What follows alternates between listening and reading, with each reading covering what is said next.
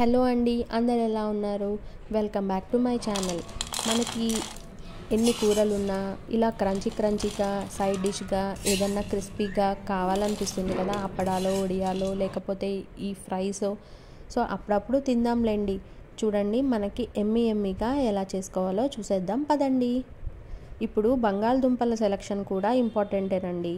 ఇవి అన్ని కాలంలో దొరకకపోవచ్చు, బట్ ఇప్పుడైతే ఉన్నాయి, మార్కెట్లో దొరికాయి, తీసుకొచ్చానండి. ఇప్పుడు నేను తీస్తున్న కాయలాగా ఉండాలండి. చూడండి కొంచెం పచ్చిగా గట్టిగా ఉంటాయండి. అవి మాత్రం ఇలా క్రిస్పీగా అవ్వడానికి బాగా పనికొస్తాయండి. ఇప్పుడు నేను థర్డ్ది చెక్కు తీస్తున్నాను చూడండి. అది కొంచెం పండినట్టుగా ఉంది, బట్ నా దగ్గర ఇవే ఉన్నాయి అని ఇంకా థర్డ్ది కూడా యూజ్ చేసేసాను.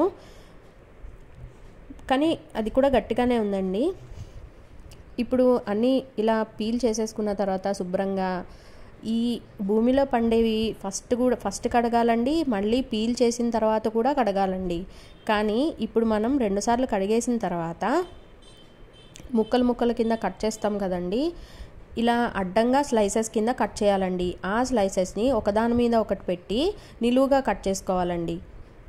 చూడండి అలా నిలువుగా కట్ చేసినప్పుడు మనకేం గుర్తొస్తున్నాయి? మనకిష్టం లేకపోయినా మన పిల్లలు బాగా తినే ఫ్రెంచ్ ఫ్రైస్ గుర్తొస్తున్నాయి కదండి. ఇప్పుడు వాటిని మనము ఇలా చిన్న ముక్కల కింద కట్ చేసేసుకుందాము. ఇలా క్యూబ్ కింద కట్ చేసుకున్నాను చూడండి. అవి వెంటనే వాటర్లో వేయాలండి, లేకపోతే రంగు మారిపోతాయి, మీకు తెలుసు కదా. ఇంకా చూడండి ఈ సైజులో మనకి ఫ్రెంచ్ ఫ్రైస్ రెడీ అవుతాయి. ఈ ఫ్రెంచ్ ఫ్రైస్ని, ఈ ముక్కల్ని మనం తీసుకెళ్ళి డీప్ ఫ్రిడ్జ్లో ఒక 1/2 అవర్ పెట్టుకొని ఫ్రై చేసుకుంటే ఫ్రెంచ్ ఫ్రైస్ రెడీ. సో మనం ఇప్పుడు క్రిస్పీ ఫ్రై చేసుకుంటున్నాం కాబట్టి ఇప్పుడు అది ఎలా చేద్దామో చూస్తున్నామండి. అవి బాగా ముక్కల్ని నీళ్ళలో వేసిన తర్వాత ఒక 3 టైమ్స్ అన్నా బియ్యం కడిగినట్టు కడిగేయాలండి. స్టార్చ్ వస్తుంది, అదంతా పోవాలండి. పోయిన తర్వాత ఇలాంటి మెత్తని క్లాత్ తీసుకొని తలస్నానం చేసిన తర్వాత మనం ఎలా తుడుచుకుంటామో అలాగా తుడిచేయాలండి. అస్సలు వాటర్ అనేవే ఉండకూడదు. ఇప్పుడు ఆయిల్లో ఇంకా ఆయిల్ తగ్గించినా పర్వాలేదండి. ఇలా హై ఫ్లేమ్లో కాకుండా మీడియం ఫ్లేమ్లో ఫ్రై చేసేసుకుందామండి.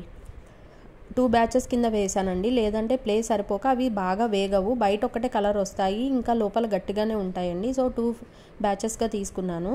చూడండి ఇవి మొత్తం ఇలా అన్నప్పుడు మనకి ఒక సౌండ్ వస్తుందండి, క్రిస్పీగా అయినట్టు.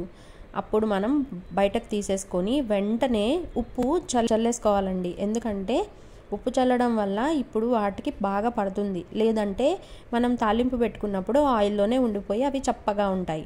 ఇప్పుడు తాలింపుకి కొంచెమేనండి, 1/2 స్పూన్ కూడా తీసుకోలేదు ఆయిల్, ఎందుకంటే ఆల్రెడీ ఆయిల్లో డీప్ ఫ్రై చేసాం కదా. సో ఇందులో పోపు దినుసులు వేసుకున్నానండి. అలాగే వెల్లుల్లిపాయి, పచ్చిమిర్చి, ఎండుమిర్చి, కరివేపాకు, కారం, మిరియాల పొడి, ధనియాల పొడి, పసుపు వేసుకున్నానండి. ఇవి మీరు స్టవ్ ఆఫ్ చేసిన తర్వాత వేసుకోండి, లేదంటే గొట్టరొచ్చేస్తుంది. ఇప్పుడు ఈ ముక్కలన్నీ వేసేసిన తర్వాత స్టవ్ ఆన్ చేసి జస్ట్ 2 మినిట్స్ అటు ఇటు టోస్ట్ చేసుకోండి. మనం వేసుకున్న కారం, పసుపు కూడా ఈ ముక్కలకి బాగా పడుతుందండి.